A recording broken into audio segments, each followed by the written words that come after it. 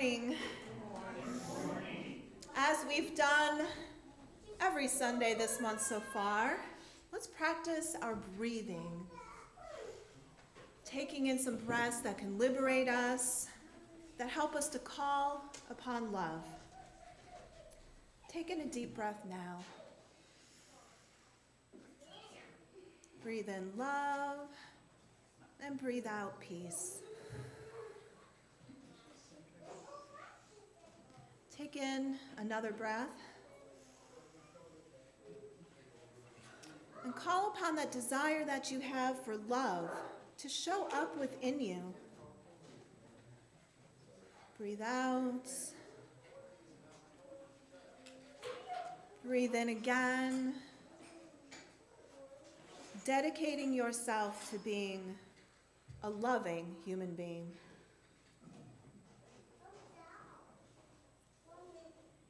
One more time, breathe in that love and breathe out peace. And let us sing together hymn number 1009, Meditation on Breathing.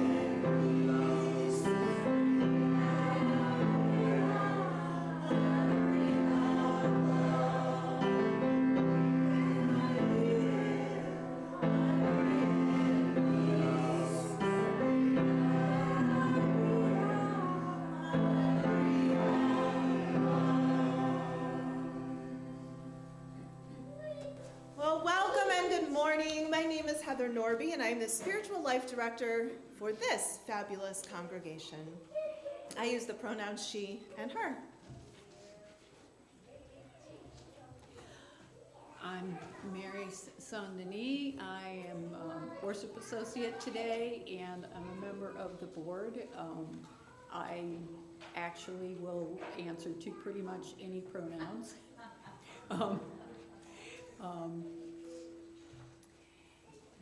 And the opening words, "Know that you are loved," written by Reverend Gretchen Haley. For this one moment, know only that you are loved, that you are safe and whole and loved. Know that you belong here among us, here upon this earth, in your body. However tired or broken your heart may be, whatever fear, disappointment, anger you may carry, for this hour, know that you are not alone.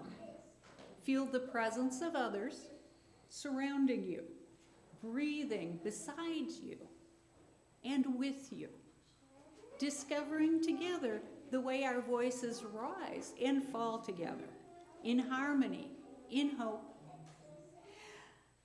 Claim here a resilient freedom, the choice for light, for love, to live with joy and gratitude and praise as a form of resistance. Already we are organizing. Come, let us worship together.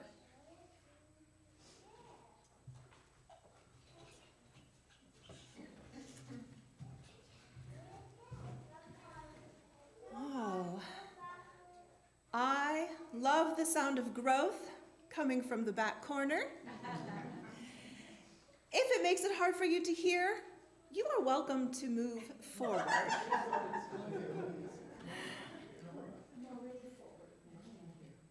Our mission here at UUCL is love plus connection equals transformation. So I call you now into this connection part by lifting up some of the opportunities for being together that will be happening around here real soon. And of course, there's announcements printed on the back of your order of service and in the newsletter, which I know every one of you reads every week, right? Every week. Please. So today after service, the Sunday small group meets in the big RE room. And this Wednesday, the Wednesday night small group meets here in the sanctuary. Next week, Sunday service, it's Drag Queen Church. Mama Ashley Rose will be here doing the worship service with and for us. And we will be taking up a special collection for the Rose Dynasty Foundation. And you will learn more about the fantastic work that they do in this community next week when Mama's here. The Martin Luther King Parade was yesterday, so a big, big thank you to all of you that showed up and marched.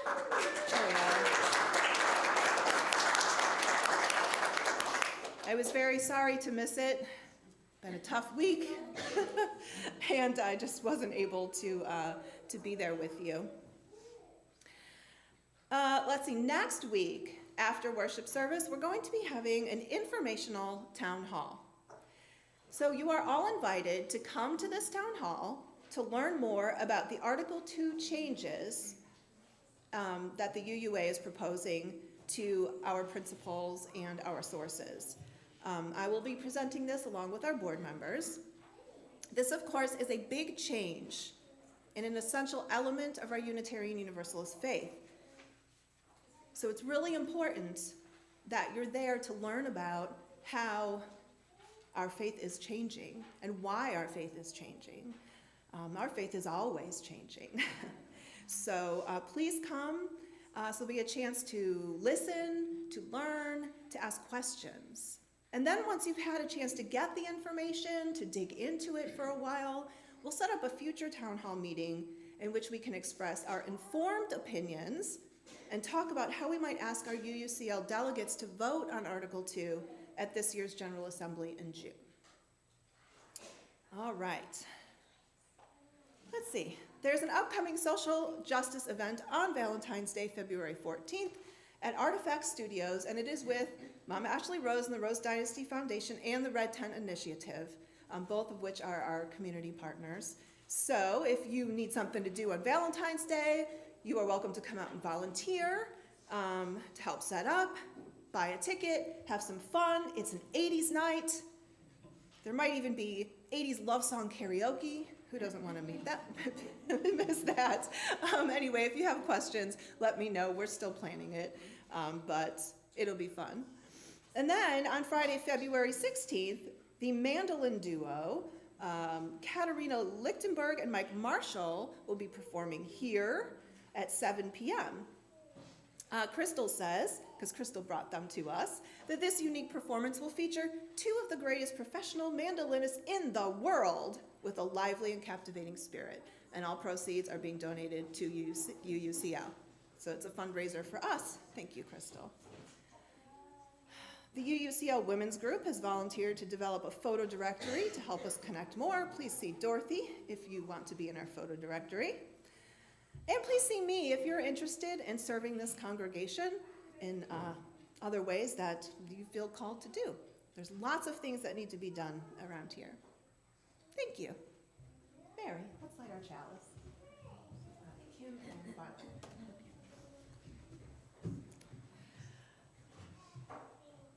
Let us create this sacred space by lighting our chalice, the symbol of our faith. Let this light remind us that we chose this Unitarian Universalist faith so we could be part of the liberating love that resists the fear and hatred that denies us connection and joy. Kim and Violet will do the honor of lighting our chalice.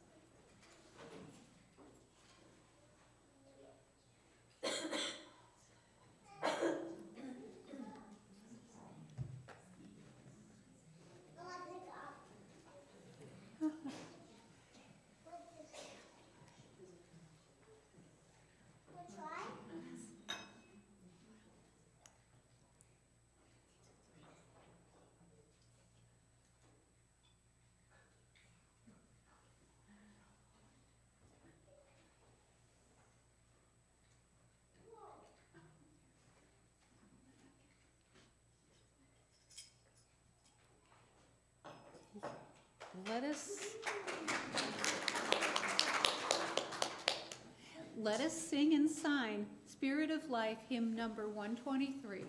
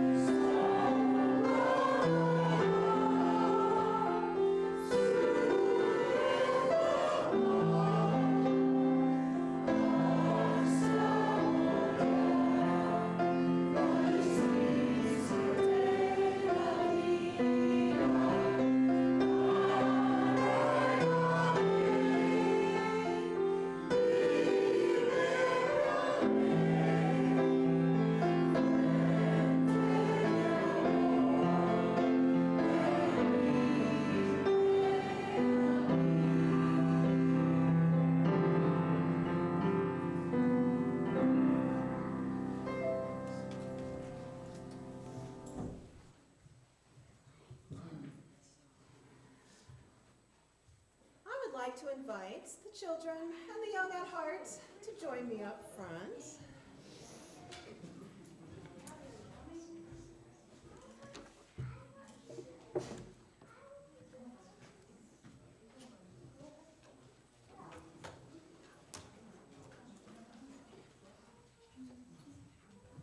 I'll come down on the floor and join you.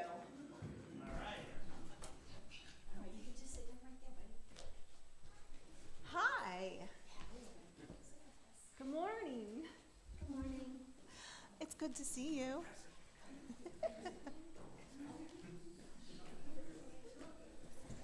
The story, well, it's not really a story. This time for all ages that I have today was adapted from Masks Give Us Superpowers, which is on our worship web, our UUA worship web. It was written by Mary Gear. So we're going to talk today about masks. We've had to get kind of used to wearing masks during COVID, right? We had that time when we all had to wear a mask, remember? Yeah, and sometimes we still do. When COVID gets really bad and we want to stay healthy or we want to keep other people healthy, we still wear the mask, right? We've gotten used to it. We wear it because we're caring for people, right? We care about other people, yeah. But sometimes we wear masks for other reasons. Humans, have been wearing masks for hundreds and hundreds of years. Masks are ancient. Masks can be for telling a story, or remembering our ancestors, or connecting to the spirits, or celebrating, and for playing. Masks also let us try to be something else, something that we aren't usually. For example, did you wear a mask at Halloween last year? Yes. Anybody? Huh? What did you wear for Halloween? You were a ghost. Okay, all right. So when we're in our Halloween costumes, we get to be whatever we're dressed as. No, we get to be someone else, right? Not just the everyday us. Was anyone a superhero for Halloween? No superheroes? Well, remember in December when the Riddler was here? Yeah, Presley remembers. How come, Presley? Who were you?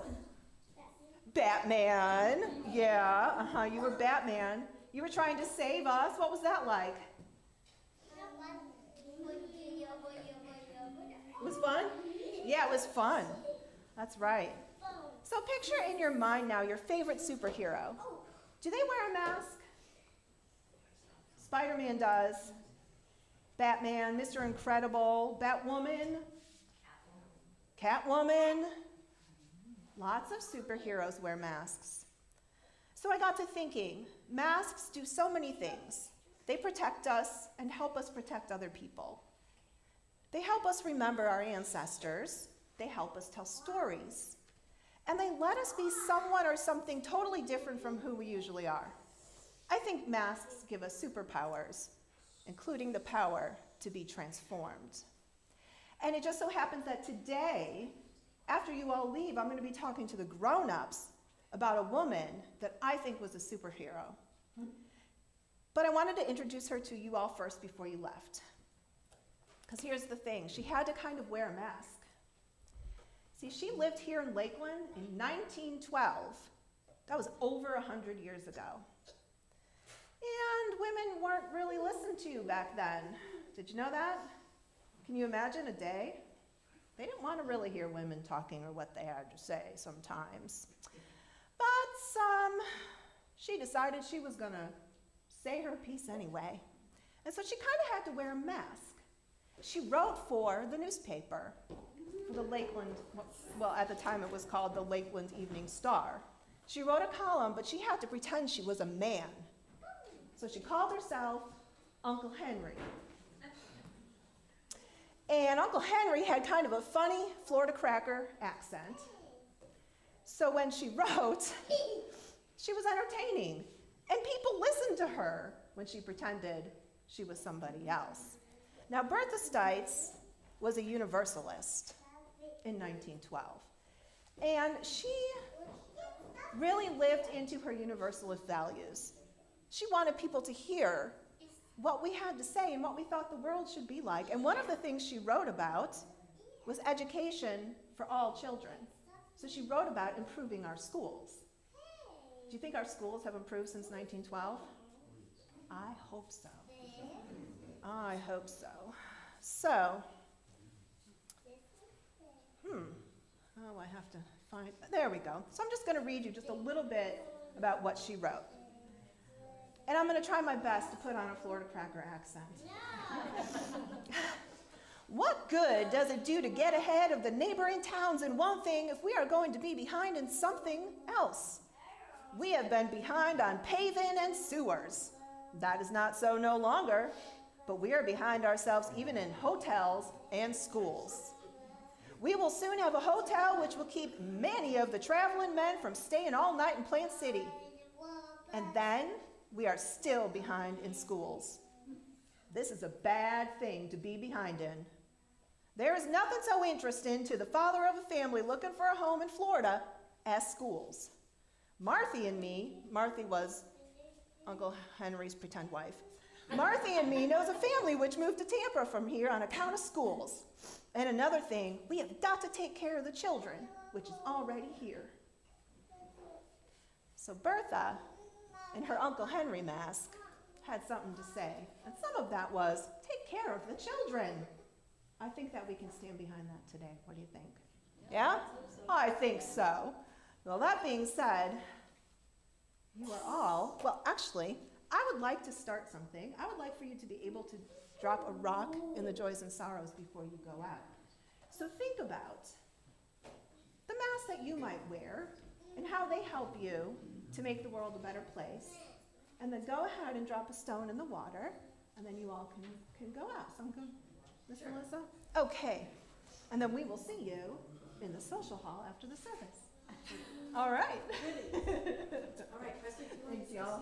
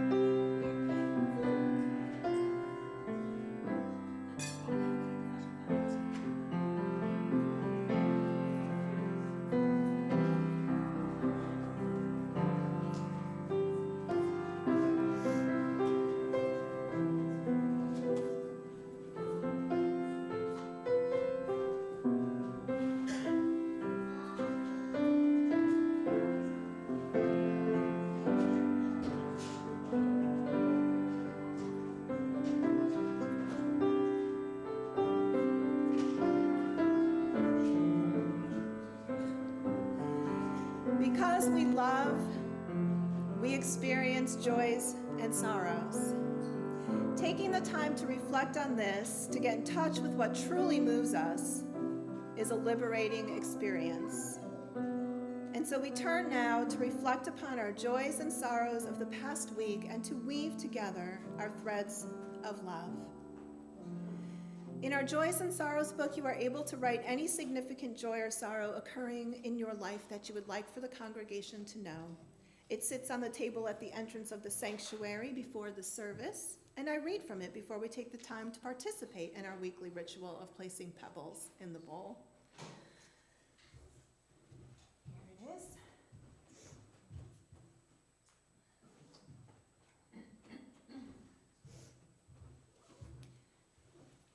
Today we have a joy. It says, I'm proud of our MLK parade yesterday. Many shouts of standing on the side of love. I would also like to share a concern. Please keep Maggie Colson in your thoughts and prayers. She had emergency surgery yesterday. She's okay now, but it was a little bit scary. So she should be going home today. So keep her in her thoughts, maybe touch base with her, see if she needs anything. Thank you. So you are all invited to come forward now and place a colored stone representing your joys, concerns, and sorrows into the water. Let the many colors of our joys and sorrows mingle together, symbolizing the great adventure of our lives as we let our covenants guide us toward truth and meaning in this infinite universe.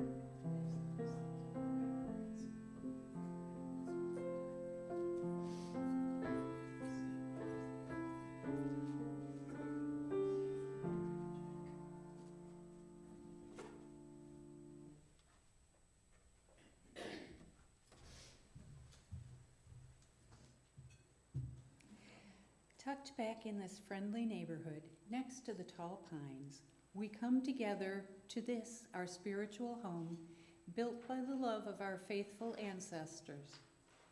Our love joins with theirs and carries the liberating message of Unitarian Universalism into the future.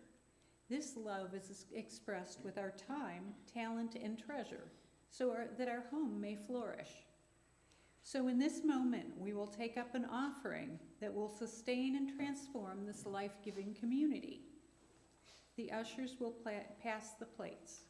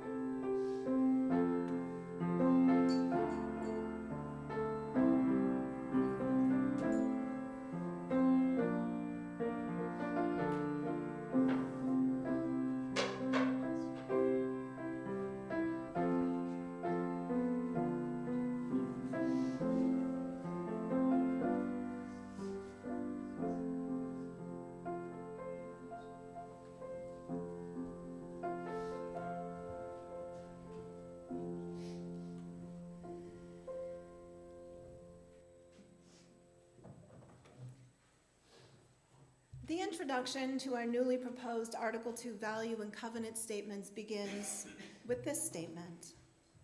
As Unitarian Universalists, we covenant congregation to congregation and through our association to support and assist one another in our ministries. We draw from our heritages of freedom, reason, hope, and courage, building on the foundation of love.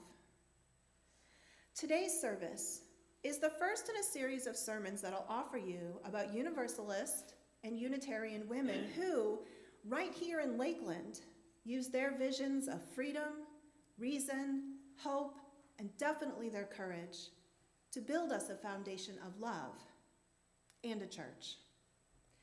Today, we hold at the center of our worship the good work of Universalist Bertha H. Stites. We will learn about her life and her work, think about how it affects us now, sing it back into life, and celebrate it because for far too long, her story has been buried in the archives. Sometimes I try to convince myself that everything happens for a reason. When I started out on my seminary journey, I was in the Masters of Divinity program, which is the usual path that ministers take. But it would have required me to leave here for 2 years to take on an internship somewhere else. And quite frankly, I just don't have the time, energy, or financial resources to complete that program. So I switched to the Master of Arts in Religion program. For this, I have to write a thesis. And it is because of this thesis, which takes a deep dive into the history of our faith here in Lakeland, that I have uncovered the lost stories of Bertha H. Stites and her friend, Flora B. Gentry, Universalist women who lived here in the early 20th century. It's been much like discovering treasure. As I learn about who they were and how they lived their lives, I'm revealing a tradition of liberating love that can give us all the courage to let our lights shine. I have gained great insight into the lives of these two empowered women who persisted in letting their Universalist values lead them forward despite the sexism that tried to hold them back. Their love for the world liberated them, and they found ways to resist and persist. What are we without the love and labor of our ancestors? All that came before us contributes to who we are today, and if we take the time to reflect deeply upon that, we can be inspired to live our own lives fully with gratitude and joy, and to learn how to be good ancestors ourselves. So let us begin with a song, one that will help us bring in the lights and the love of the world and inspire us to let it move move us towards a hopeful future. This is hymn number 353, Golden Breaks the Dawn. Adam will play it through once, and then we will sing. The tune goes like this.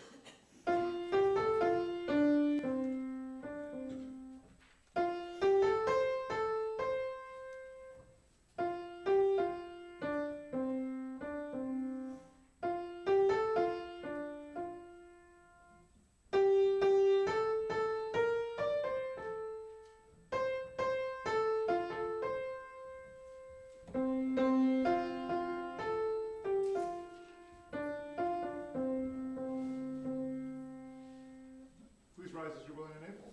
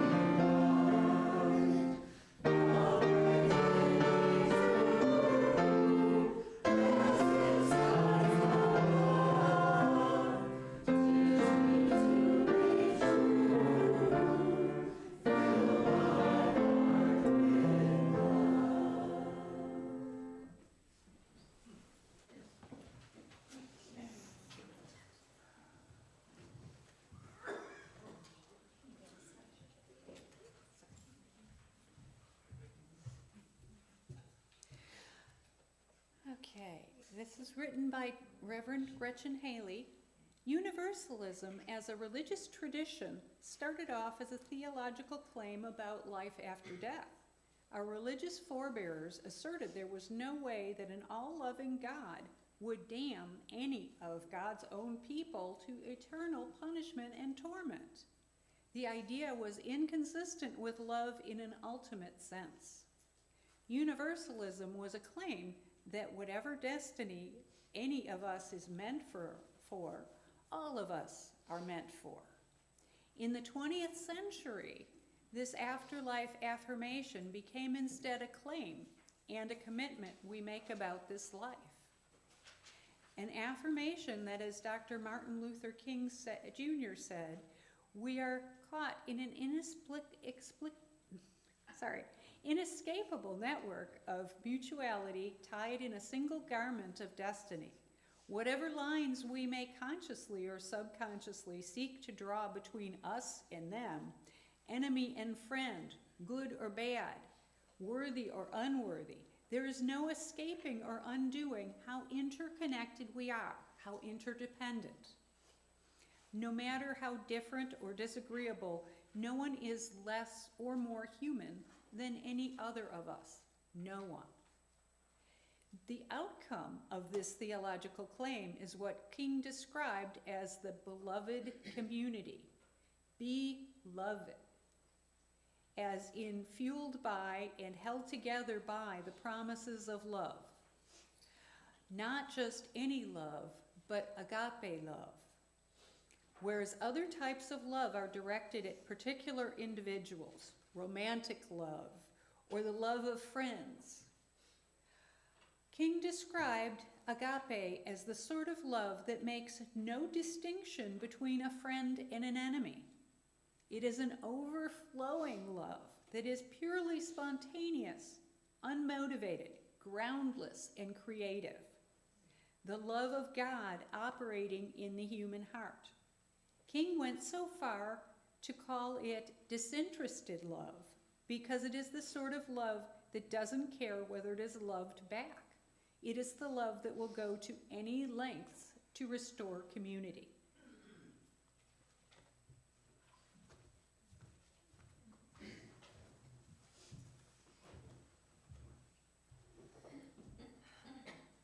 in 1910, in a Universalist publication for youth called Onward, a devotional written by Bertha Stites appeared. Born in Ohio, Bertha had actually grown up in Peoria, Illinois, as a Universalist. She was 27 years old in 1910. She had been married for 3 years, and she and her husband were now living here in Lakeland. Given that Lakeland did not have a Universalist church, it was a young city, writing a devotional for youth was one way she could stay connected to her faith. Universalism, even in 1910, was not strictly about devoting oneself to Jesus so that one could be saved and go to heaven. Universalism, whether one believed in the afterlife or not, was about helping everyone to see the inherent worth and dignity of all people so that heaven could be created on earth. So this devotional that Bertha wrote might not look quite like what one might expect, because Universalist women were at the forefront of social reform movements. It's how they lived their faith, and they were teaching the youth to do the same. This devotional that Bertha wrote encourages the youth to get involved in learning about their local prisons. In particular, Bertha is concerned about first offenders in the prisons, how old they are, many of them being teens apparently, and whether or not they are housed with men older than them, thus showing concern for their safety. And additionally, she asked the youth to find out what sort of teaching these first offenders are receiving. Along with 2 prayers and a couple of Bible verses, she encourages connection with the local prisons and people who know about them. She wrote, "Get someone to prepare a paper or talk on the change in attitude toward prisoners today over a few years ago. Show how the idea of today is reform and not revenge, and that the modern prison is not a place solely for punishment, but a school for educating the criminal to be a useful citizen." That was a pretty liberal perspective in 1910. Bertha was advocating for prison reform. To this day, Unitarian Universalists still advocate for prison reform, if not prison abolition. In 2005, at the UUA's General Assembly, a state of conscience was voted on, which included these words: "As Unitarian Universalists, we are committed to affirming the inherent goodness and worth of each of us. We offer an alternative moral vision of a justice system that operates in harmonious accord with our values as a community of faith. This vision includes a fundamental commitment to the dignity and humane treatment of everyone in our society, including prisoners." The tradition of our Universalist faith has been to offer a liberating kind of love to the world. Bertha Stites felt the call to manifest that kind of love in everything she did. Bertha was a prolific and creative writer. Here in Lakeland, around 1912, Bertha began to make a name for herself, although at first that name was Uncle Henry. Bertha began writing for the local Lakeland Evening Telegram newspaper, a job that was not very often given to a woman. At this time, a column called The Ruminations of Uncle Henry became a big hit with the paper's readers. As one Lakeland Ledger journalist wrote of it in 1983, it was such a success because of the unique quality of wit and humor with which Uncle Henry approached everyday problems, as well as extending good advice, whether requested or not. Some of these everyday problems were women's issues, such as advocating for the need for a local women's club, as well as a literary society and a public library. Stites made great efforts to protect her identity at the time, because she not only gave Lakelanders something to look forward to each week, but she was also planting the seeds of progress in their minds. Stites' Ruminations of Uncle Henry were geared towards motivating the people of Lakeland to improve their city by participating in everything from weeding lots next to downtown sidewalks, to supporting women, to fixing up the local schools and building a library. Uncle Henry's, Bertha's, ruminations were not in vain. she successfully formed a women's club, the Lakeland Cirrhosis Club, and became its first president. She was known as a leading socialite who started and participated in at least a dozen clubs, locally and nationally. Month after month, from the 1920s to the 1930s, Stites appears in the papers, very often in the Lakeland socials, as either a party attendant or, more often, a party hostess. Because this was how she connected, how she spread her love through joyful occasions and helped to transform the city. My favorite of these parties was described in a 1921 article as such. One of the prettiest social functions of the summer season occurred yesterday afternoon when Mrs. William Stites entertained at cards in honor of the brides of the year. The Elks Grill, which was the scene of this lovely social affair, was decorated in an effective manner with palms intertwined with southern smilax. Artificial butterflies with opalescent wings perched here and there upon the vines, giving a pretty sylvan illusion, and the color scheme was further enhanced by an artistic arrangement of pink and white dahlias. That was the news in 1921. Here's the best part, and the part where her 1920s liberated Universalist self shows up and most likely influenced the women she connected with. Bertha invented witty games for her guests to play. And at this party for all the new brides, she held a contest in which each bride was to bring in a picture of their groom. Then there was a vote to see who the guests thought had the most domestic-looking groom. The winner received an apron of dimensions sufficiently ample to fit a domestic husband. What might one expect from a woman on the forefront of the women's liberation movement? Bertha brought her liberating love into the room with beauty, friendship, fun, and humor. She lived with a joy that surely resisted the sexism she faced. In 1926, Bertha was written about in the Universalist national publication called The Christian Leader. It's much like the UU World magazine we have today. An author named only Johannes proudly wrote of her that she was a leader among the literary women of the entire region round about. This article recalls Bertha Stites at work in the city room of the Ledger, receiving news over the wires and doing the job just for the love of the thing. If the Young People's Christian Union, that was the Universalist youth movement she grew up in, helped train her, it has reason to feel proud, Johannes wrote admiringly. Yet Stites did not stop at writing local newspaper columns. It seems that her Universalist faith called her to more good work. In 1925, Stites was appointed head of the press department of the Florida Federation of Women's Clubs, or the FFWC. And her picture began to appear in the newspapers alongside the articles. Aren't you wondering what she looked like? I know I was excited. Wait, that's not the... Well, there's Bertha. That's the first picture that I got. Oh.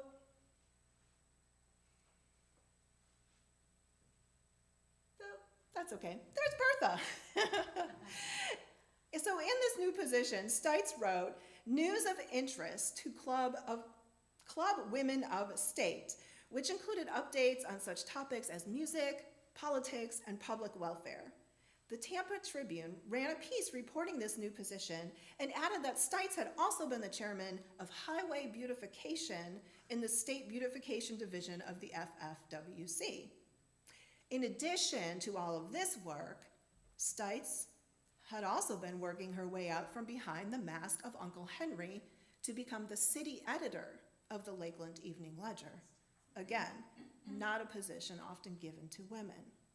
She maintained that position for 3 years before being hired by the Tampa Tribune. Although Uncle Henry still appeared on occasion in Lakeland just for the pleasure of his readers, Bertha Stites was now able to use the byline Mrs. William Stites as she gained status. Bertha was married to Captain William Stites, who served in World War I and became the commander of the American Legion Department of Florida in 1926. He was also apparently well known in Lakeland. In fact, When I went to the history room at the Lakeland Library to continue my research, I said to the librarian there that I was looking for information on two Lakeland women from the 1920s, Flora Gentry and Bertha Stites. And I was thinking she would know Flora Gentry, who was married to John Gentry of Gentry Morrison Funeral Homes. She said she didn't know of her, but she did know Bertha Stites. She said she had been researching her husband, William, and his work with leading the American Legion. Then, in under 30 seconds, she pulled up that picture of Bertha. I think I had tears in my eyes. I'd been researching and researching her, and there she was, that picture, yes. So I don't know when this picture was taken or where she was and what she was doing, but it was obviously just Bertha in one of the many positions she held. By 1928, as Lakeland was experiencing growth and the tourist trade was booming, right before the Depression, Stites became the tourist department for the Lakeland Chamber of Commerce. The papers say she organized the entertainment for tourists and created the schedules for maintaining an active daily pace tourists enjoyed while visiting.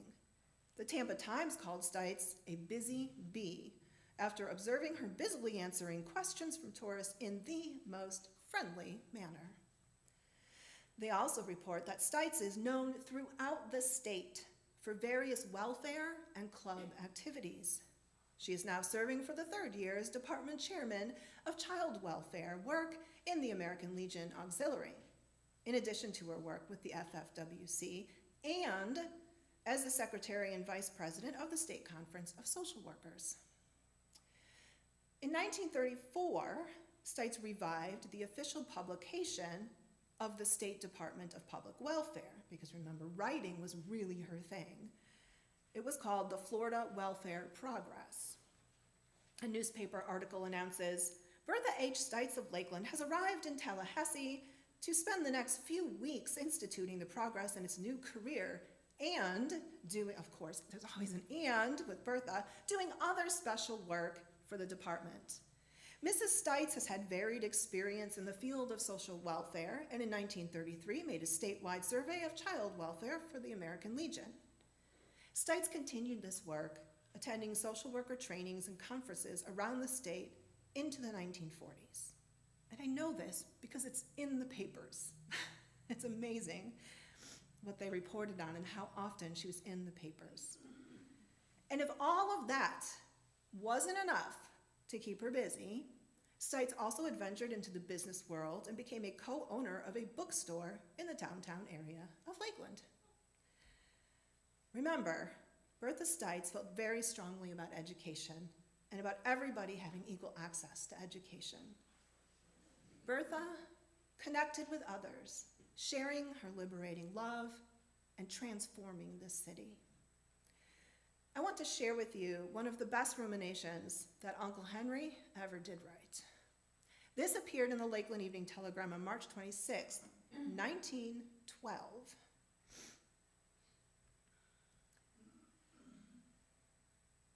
just have to bring it up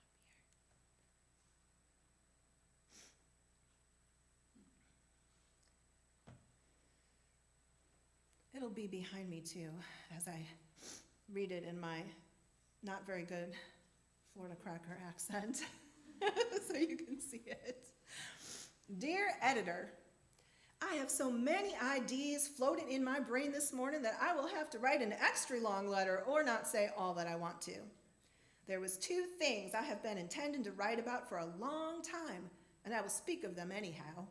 Only I see other folks has got ahead of me on them. One was a women's club for the purpose of advancing the interests of the city. Women is great on running things, and I like to see them have a chance.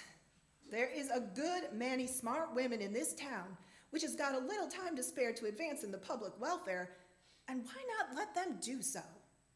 Why make these women spend their time on fancy work or novels when there is work ready to be done in the larger fields of human endeavor? There ain't a church which could run very long without women to run it. And I know of a church where the women does all the business of running the church and they are doing well. After the ladies has made the money for a church, they ought to have the chance to spend it. I believe in being fair. If a man hollers about women doing things in the business world, that is allers a small man which knows that if a real smart woman was to take a hankering to his job, she could likely get it and do it better than he has been doing. People ain't apt to holler unless they have a reason or think they have, and it is allers a real personal reason. Nobody ever says, ouch, a man has stepped on Mr. Brown's foot. No, he laughs and says, Brown had ought to keep his feet closer to home. When he hollers real loud and mad, it is his own feet that has been stepped on. Now, feller citizens, let us help the ladies along all we can. If they fail in any of their noble efforts, let it not be said that they wasn't allowed a chance. And if they are going to do more than I had planned for them to do, that is all right too. Only, I have had a notion all along that they could do things to help this town, and that is what I am after. The other matter I was thinking of is the subject of a public library. And if the ladies undertakes this, they had ought to be helped greatly by the men of this town. It has been awful hard for a literary person like me to get along without a library. I have been used to living where I could get a book on any subject under the sun, and that is why I have filled my mind with such an interest and store of facts and fancies. You wouldn't ever think to talk to me or read my writings that I hain't been to school much, and the public library has been the source of most of my education. If we want smart people to come to this town, and if we want them that is here to learn a little more, and you know, it wouldn't hurt some of them to learn a lot, we had ought to have a public library. We could begin on a small scale if necessary, but we had ought to have a library, and when we have got one, every man that hain't done nothing to help the ladies get one had ought to feel smaller than new potatoes.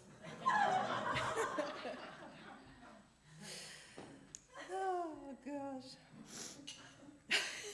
As you can imagine, this thesis has been fun. So the city of Lakeland did build a library, and it appears likely that it was connected to her urgings. Stites' brother-in-law, Thomas W. Bryant, had purchased the land. Bryant was married to William Stites' sister. He was a prominent lawyer and political figure in Lakeland whose name appears on several buildings around town, including the popular Bryant Stadium where the Lakeland High School football team plays. The Lakeland Public Library's website states that the library opened in January 1927 on the shores of Lake Morton. Prior to that time, the Women's Club, organized in 1912, maintained a library city residents could use. No doubt, Bertha Stites had everything to do with this. It's amazing to me, but maybe it shouldn't be, given that sexism has pervaded our society for years now, that her name doesn't show up on any buildings or in connection to any of these things. Maybe we can change that now that we've uncovered the treasure that was her life. A 1949 Tampa Tribune article named Stites the General Federation Chairman of Library Service of the Lakeland Public Library as they announced her arrival in Zephyr Hills to give a talk. Stites was a very popular public speaker, her talents of witty ruminations being much in demand. This is evidenced by the many announcements in the papers throughout the state of Florida from the 1920s to the 1950s of Mrs. William Stites from Lakeland coming to speak. Now, after all of this, you may be wondering, why aren't we hearing about a Universalist church? Shouldn't she be speaking there? You may remember that I mentioned earlier that when she got here in 1910, there was no Universalist church. She tried to change that. I mean, you wouldn't expect anything less than that from someone like Bertha Stites, right? Amongst the many organizations that Bertha belonged to, if not started herself, was the Universalist Women's Missionary Association of Lakeland. In 1924, this association hosted Reverend F.B. Bishop, the Southern Superintendent of the Universalist Church, as they attempted to start up the Universalist Society of Lakeland. Their meeting was held at the Women's Club on Lake Morton. Flora Gentry, who wasn't yet married to John Gentry and was known as Flora Corning in 1924, was there too. My research has revealed that Flora and Bertha were co-conspirators in the plot to start a liberal religious society here in Lakeland, Florida. The story of the Universalist Society of Lakeland is an 8-year-long story.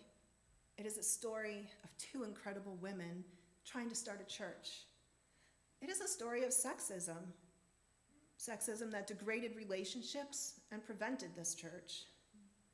And it's a story that will have to wait for another Sunday. What I want you to take with you today is this. Bertha Stites didn't have a well-established traditional church to attend, but she carried her Universalist values with her everywhere she went, and with everything she did all around the city of Lakeland and even the state of Florida. She was like a Universalist superhero who sometimes had to wear a mask and pretend to be Florida Cracker Uncle Henry in order for her voice to be heard. Bertha Stites made a difference for this city, and for us too, we who live the future of her faith. Bertha lived the principles of Universalism, which in 1917 were called a Declaration of Social Principles. There were 4 of them, and they were worded like this. The Universalist Church offers a complete program for completing humanity.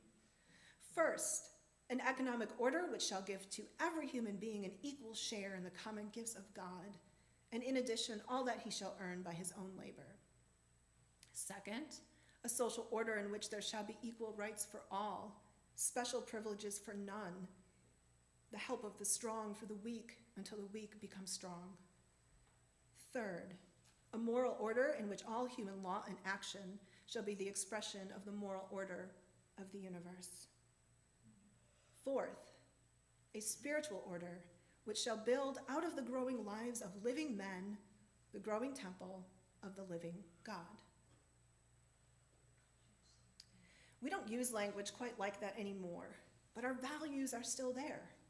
Equity, justice, transformation, generosity, and even interdependence and pluralism are starting to come through, all built on a foundation of liberating love. The Unitarian Universalist Women's Heritage Society informs us that Universalist women stood at the forefront of the major social reform movements of the 19th and early 20th centuries. They believed in working to bring the kingdom of heaven to life in a practical way in this world, not just waiting for salvation in the hereafter. In their work for abolition, women's rights, temperance, prison reform, public hygiene, and peace, they embodied the Universalist vision to make love manifest for all people. So thank you, Bertha Stites, for providing a foundation of liberating love for us to build upon here in our little corner of the world. Thank you, Bertha, for being a superhero that exemplified our mission statement of love plus connection equals transformation even long before you knew we'd be here to revere your good work. Let us just take a few moments to breathe this all in, to be grateful for Bertha's life, a life that has been hidden in the archives for far too many years, and to think about how we can carry on her legacy and make love manifest for all those around us.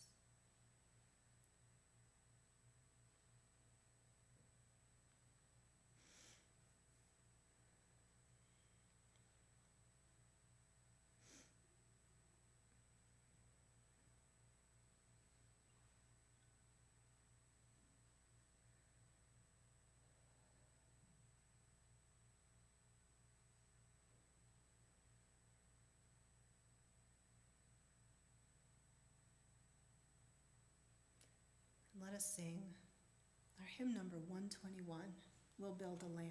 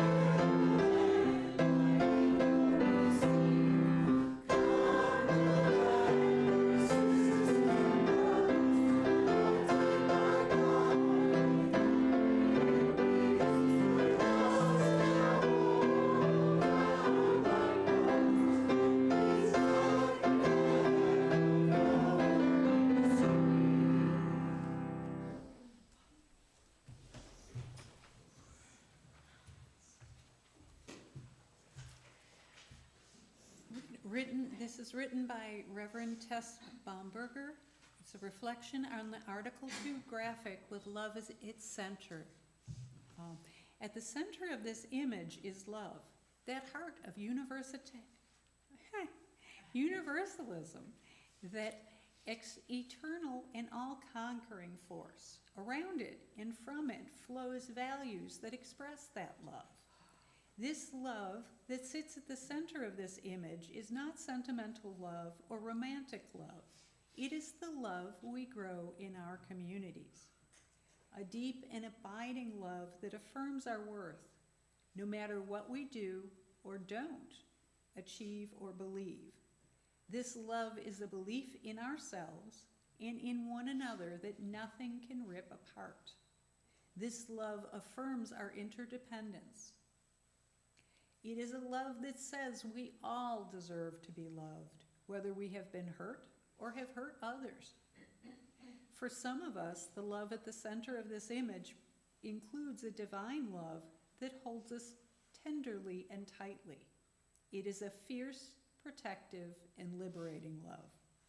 It is a hopeful love, a love that inspires people of goodwill and sacrificial spirit to overcome evil and to make this earth as heavenly as possible. Just and equitable, pluralistic, affirming all people of all nations, all races, and all creeds. Ours is and always has been a heretical faith, a courageous faith, a covenantal faith, and a faith that calls us to work with that all-conquering, liberating love to make this earth a heaven.